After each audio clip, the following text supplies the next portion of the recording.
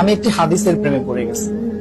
হাদিসটা হচ্ছে ঠিক এমন যে যখন বান্দা একটি ঘরে কান্না শুরু করে এবং তখন আল্লাহর ফেরেশতারা বলে যে আল্লাহ তোমার এই বান্দাটা কি জন্য কষ্ট পাচ্ছে, এবং ফেরেশতারা আল্লাহর কাছে কান্নাকাটি করে বলে যে তার মনের ব্যথাকে তুমি আল্লাহ কমিয়ে দাও। তখন আল্লাহ তাআলা বলেন যে আমার বান্দা এমন কোনো কিছুর মায়া পড়েছিল বা ভালোবেসেছিল যা আমার চাইতে সে বেশি ওই জিনিসটার প্রতি ভালোবেসে ফেলেছে।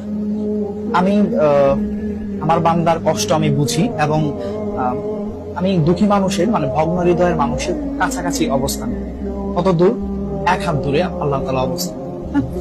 এবং আরেকটা কথা হচ্ছে ফেরেশতারা তখন বলতে থাকে আল্লাহ তুমি চাইলেই কি সেই বান্দার সেই অভাবগুলো তুমি পূরণ করতে পারো না? তখন আল্লাহ তাআলা বলেন যে আমি ওয়াদা করতেছি আমার বান্দা যে জিনিসটা তার জীবন থেকে হারিয়েছে তার চাইতে অধিক উত্তম জিনিস আমি তাকে দিব, যা দেখে পৃথিবীর মানুষ বিস্মিত হবে।